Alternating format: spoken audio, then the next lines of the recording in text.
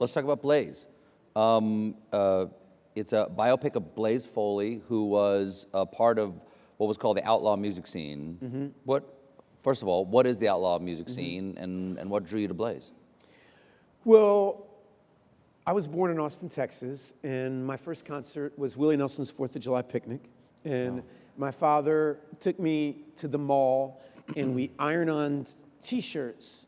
And, you know, I got a yellow T-shirt, and he ironed on the letters, you know, Green Hawk, and he was Black Hawk. And we drove to Austin to sit on the picnic and watch Willie. And my father learned all of Willie Nelson's The Red-Headed Stranger on the piano. And my parents were divorced, and so I'd spend time with him, and then I would leave him for 9 months or so. And that music was so important to me.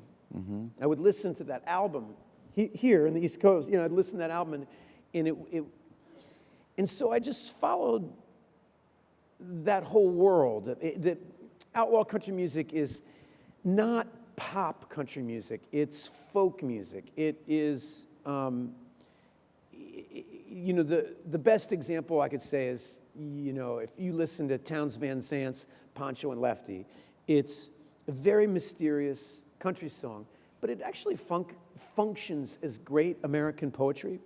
It's phenomenal writing. When did you first hear about Blaze Foley? I mean, did you know about him? Because again, he was sort of an unsung like that's artist. what's a lot of times people come up to me about saying, I feel bad I didn't know who he was. No, I didn't know who he was. That's the point of the movie, is that there's a lot of people. One thing that drives me crazy about biopics, right, is any biopic you've ever seen virtually is about somebody who became famous. Steve Jobs, you know, Ray Charles, Johnny Cash, as if the only stories worth telling are ones in which the person is a celebrity.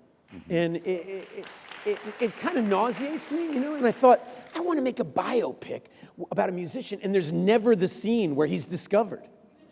You know, there's, every one of those music scenes, you know, Johnny Cash is playing it, and then, whoa, you're going to go somewhere, son, you know, and then the next minute it all starts going to their head, and then they have a drug problem, and then their wife is good to them, and then they're healed, you know, and it's so boring.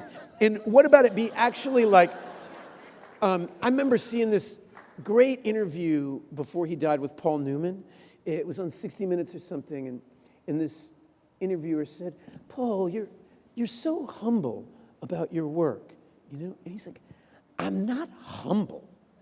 He's like, I'm not humble. I just have an honest assessment of that without these blue eyes, I'm an extremely photogenic person.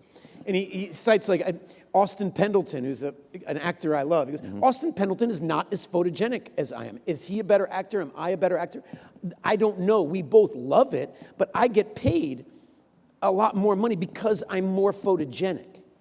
You know, and so for me to walk around with this huge ego about it, like I'm amazed. The same Johnny Cash had a lot of humility about his voice, that he didn't give himself this voice. You know, it's like a peacock acting as if he made his own feathers. Yeah. Yeah, you know.